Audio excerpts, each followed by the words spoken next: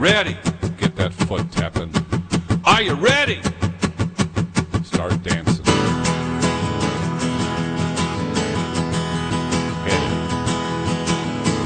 I saw you were with them last night.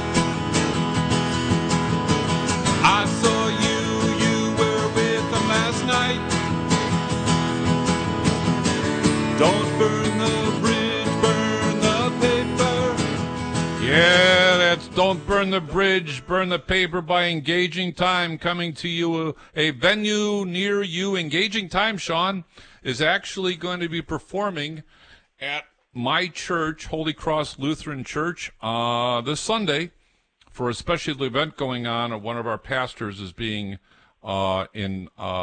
installed as an associate pastor, and they've asked me to play one or two songs. So looking forward to that. Not Don't Burn the Bridge, Burn the Paper, I hope. Well, let's just say there's a possibility that song could seep through if I'm given the chance. There's another song. I want people to have fun. I don't want to be a Debbie Downer. But there's another song that I wrote called "Shadow of My Angel," which is a really cool song. And depending on how you take it, you could look at it as a love song or a Christian song, and I actually purposely wrote it that way. It wasn't by mistake. And I've had people comment both ways. Oh, that was a love song. Is that about your wife? No. Oh, that's a beautiful Christian song. You know, how did you come about that? And there's a long story behind it. I won't get into it. It'll take me for the rest of the show to tell you what the genre, where that song came from. And about those short-term medical plans. Yes, sir. Oh, sorry. I was trying to... Yeah, right. Trying to derail you off the track there. Yeah, no, it's like, let's stay on task here. So we're gonna start to give you some numbers, folks, that are gonna give you a sense that long-term care is real. And I know people know it's real because most of us have family members that have either gone through this. We certainly know somebody who's gone through this. Or you're experiencing it real time right now. Back at the beginning of the 21st or the 20th century, what would you guess the average age was, Sean, before we would expire? I'm talking about 1900. 1900? Yeah. Let's say 63. Not even close. 47. Really? Life expectancy was 47 years old in 1900. Certainly didn't have the medical technology that we had. Jonas Salk didn't create penicillin until, what, the 1930s, and that was purely by accident. Polio and all of those other vaccines. Yep. That's true. And then I'm jumping ahead, but, I'm going to stay on this point. 2019 life expectancy is now, what do you think? 73. Almost. 78.8. 78.8. Yep. Okay. Now, in 2021, because of COVID, it actually dropped to 76.6, curiously enough. Mm-hmm. But solid White House president there. Sorry, I won't go into that. We won't talk about. No, never mind. Those short-term medical. We don't talk about politics on this show as much as I'd like to. Sean and I. Sean and I could actually have a great program with politics, folks. We could. Yeah, how much we're alike and how little we're different is probably what we should call it. But you know what's interesting is that one event reduced the life expectancy of the average American by like a year and a few months. Yes, correct. It was unbelievable, and it was funny because a lot of people, they talked about it, but now it's like, oh yeah, there's this other virus that's going around. It's no big deal. But if we had that again, it'd be another year and a half or something. You know, it's like all these diseases now are just. And what are we doing? Nothing. We still don't wash our hands. So anyway, you're talking about insurance. It's typical human behavior. It's just human behavior. The one thing, Sean, that I'm very good at, if nothing else, is that doing what I do for a living, you have to understand human behavior. And I'm going to digress here for a second, but I was having a conversation with a friend of mine today who lost her brother recently. And she was blown away by how many people would call her and say, "Oh, my God, I didn't know. Why didn't you call me? How did he die?" And I said to her, people don't know how to react, so they're going to say things that are going to sound cogent, they're going to sound respectful, but you've had to answer that question 100,000 times and you're sick of it. But by human behavior, they're in a space where they want to reach out and say, "I'm sorry for your loss. How can I help?" And they're going to then default out of nervousness to ask some of these questions. They're not being mean-spirited. They just don't know how to do it, and it's just human behavior.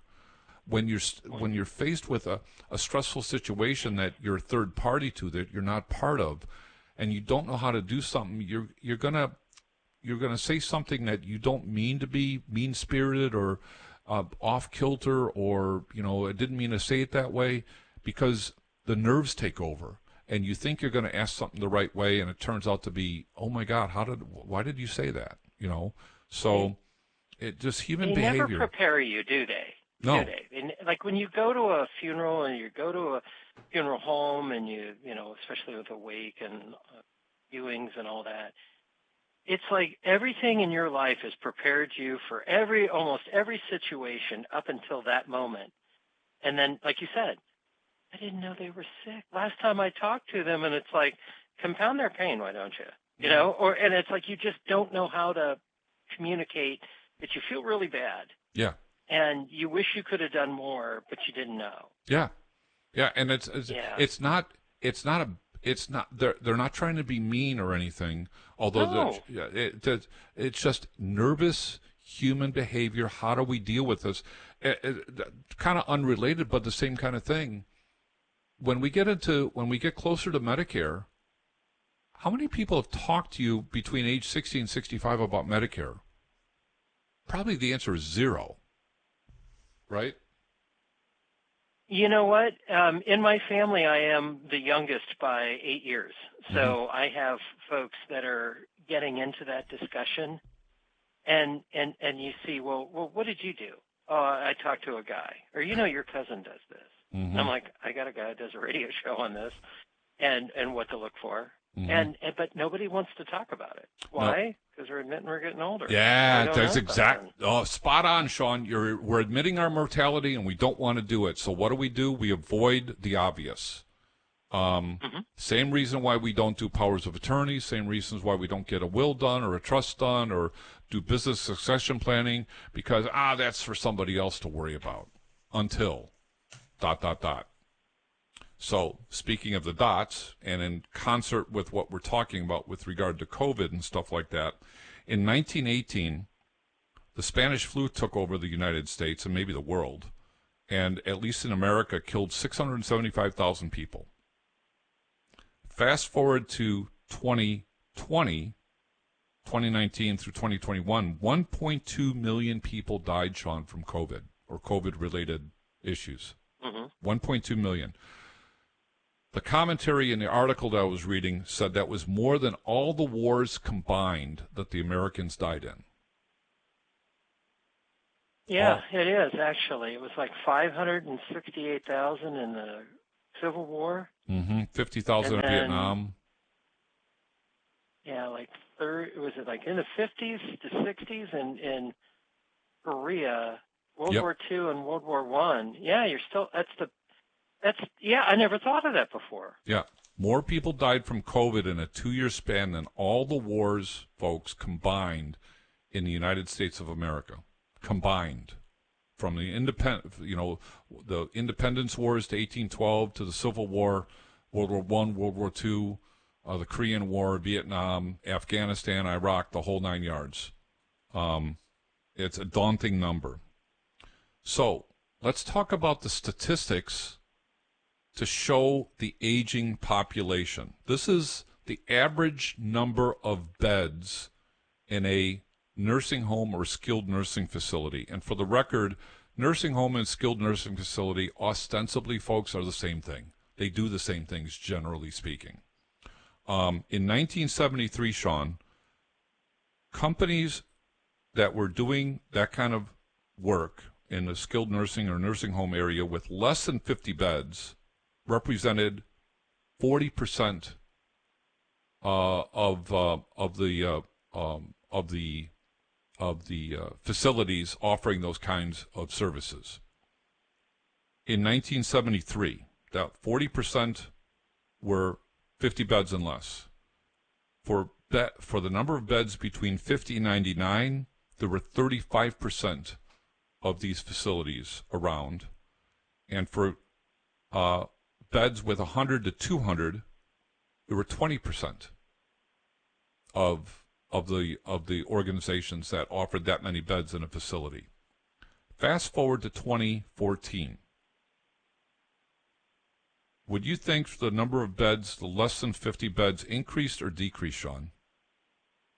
From 40%? Increased. Nope. 50 beds and less went from 40% in 1973 to 12.9%. Wow. Okay. Okay. 50 to 99, we're at 70 or 35% in 1973, 36.9% in 2014. So basically, it stayed the same for 50 to 99. What would you say the number of facilities, did it go up or down 100 to 200 beds? The original number was 20%. I'm not good at this. I tell you, it's by the number of hospitals and things they're building around here, I'd have to say it goes up. Doubled. It really? Doubled, yes. That'll give you a flavor of the fact that long-term care is real. These are facilities that went from 100 beds to 200 beds, from 20% to 44% from 1973 to 2014. That's not just a function of we can make money in this business, because the truth is in that industry, the margins are really slim, and more than half of their money comes from Medicaid, not from private insurance or somebody's deep pocket. More than half of the revenue that most of these companies get come from Medicaid. This is a function of increasing the population of those older than 65, 75, 85. The cost of care, I'm going to come back to this in a second, but I'm just going to lay this out there. Assisted living facility in 2021, $4,500 a month. Again, that's mostly an apartment living complex with food services, some doctor things, and some programs going on for the grandpas and grandmas, etc. But it's $4,500 a month for an assisted living facility. Home care, home health care, not homemaker, home health care. This is a person that may be a registered nurse or a CRN. CNA, who comes to your house and might have to change a bandage or check on your oxygen or your medications and those kind of things. These are medically necessary visits, or doing some rehab at home. $169 a day in 2021. Homemaker care. What would you think, Sean? Now, this is the difference between home health care and homemaker. Obviously, is home health care might be delivering some homemaker care, but it's mostly medically necessary. What do you think the cost difference is between home health care and homemaker, where you're just custodial? I'd say home health care would have to be at least double, if not 3 times expensive. They're even. What? Even. $169 for home health care, $163 a day for homemaker care. Yeah. That one blew me away. So wow. You basically hired mom to come and change my diaper. I mean, I'm being facetious about that, but that's what you're doing. You're hiring a person to come in and take care of you. your personal maid because you can't take care of yourself. It's not your fault. And then adult daycare. What do you think it would cost to put yours truly in an adult daycare if I needed to go to one in 2021 on a daily basis? Say again, please. The cost of a stay on a daily basis for a daycare for adults. Geez, I don't know. Well, if it's costing about $2,000 a month to $3,000 to $4,000 in some cases a month. 200, maybe 300 a day? 80. 80? $80 a day. Now, keep in mind, adult daycare, they probably have to be somewhat self-sufficient. They have to probably either be, dare I say, they have to be wearing Depends or be able to take care of themselves at some level. Because if they've got dementia, Alzheimer's, or Parkinson's, they can't take care of themselves. And these adult daycares are not there to provide you care if you've got those kinds of organic medical conditions, or you can't do 2 of the 6 ADLs. These are people that need a place to go because otherwise they're going to be left at home, and maybe there's a safety factor, or maybe there is a socialization thing that's going on there. So it doesn't cost that much money, relatively speaking. It's still $400 a month. That's $2,000. That's $1,600. I'm sorry, $400 a week. That's $1,600 a month. That's still a mortgage payment to take grandpa to or grandma to an adult daycare. So, but if it's a means to an end because it creates a safety, a place of safety, it creates a socialization thing, and they can take care of themselves, it may very well be a bargain. Let me get into some more cost of care. As we're coming to the end, we got 5 minutes left, roughly. Half the Americans, Sean, between ages of 55 and 64, have high blood pressure. True. All right, so I could see that. I mean, I have high blood. I've had high blood pressure for a couple decades now. But mine, as much as I have it, it's controlled. One, and second, mine is likely genetic. My mom had it, my dad had it, my grandparents had it. So it's likely that it was genetic as much as anything else. But there's a lot of people that have high blood pressure that don't know it. And if they don't know it, Sean, what do you think the likelihood of other medical problems, what kinds of problems do you think could show up if you've got high blood pressure that's not treated?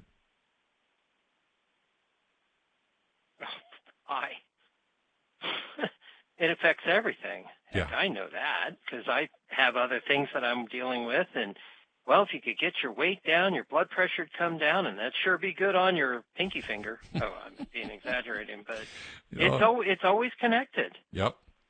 You've got, yes, I mean, you've got food, you've got obesity. I'll talk about obesity here in a second. You've got heart disease, liver disease to some degree. There are some people that connect some kinds of cancers with high blood pressure. Stroke for sure is a big one. Stroke is a huge one. I always like telling a story about there was one day my grandfather, this was a long time ago, was in the emergency room complaining about a headache, and his blood pressure was, what was it, 260 over 180. Oh, my God. He should have blown up. And my grandfather, God love him, was an alcoholic. So I told my grandfather, I said, Papa, the reason why you didn't have a stroke is because you drank so much your vessels are pickled. And he laughed. Okay. Yeah. So 2 of 5 people, Sean, who have obesity. These are all connected to long-term care, folks. This is why I'm bringing this up. All connected. Over 51% of the long-term care, Sean, is covered by Medicaid. That means you have to spend down all of your assets before the state will pick up where you left off. Well, healthcare costs, as you just were going over, for elderly people. Think about what it is for you when you're on these new drugs and like the injectable that everybody wants because they lose weight with diet and exercise. That's not happening. Yeah. Those things are $1,000 a month. Yep. Ozempic is $1,000 a month for weight loss. And by the way, it's not covered for weight loss. Even though it works for weight loss, it's not covered for weight loss. So people are happy to spend the extra grand to get their weight down. And there may become a time in the next couple of years where the insurance industry and the people that make Ozempic and the government decide to give it a secondary, a secondary position. Right. But let me give a couple other pieces before we have to end the show. We got about a minute and a half left. Semi-private room rates in 2016, $82,000 a year for a nursing home. Skilled care. I believe it. In 2021, 5 years later, right? 5 years later, almost 95,000. Yep. 15.6% increase. So the idea that medical costs are going to start to level out is a pipe dream. It's further complicated by the fact that we're getting older. Here's the cost of assisted living facility, and we'll end it with this. $45,000 a year for semi-private room in 2016. $58,000 almost in 2021, a 28% increase. Folks, I'm going to talk more about this next week, though, Sean. I'm not on vacation. I'm out of town, so we are off next week. We are off next week. I've got business in Orlando. With that said, Sean, thanks for coming back. Appreciate you as always. My name is Bill Miksch. That's Sean Hauser. This is your Insurance Corner at 101.5 FM, WLCB Slate's Corner. Have a great night, a great week, a safe week, and we'll see you in a couple weeks, folks. Have a great night.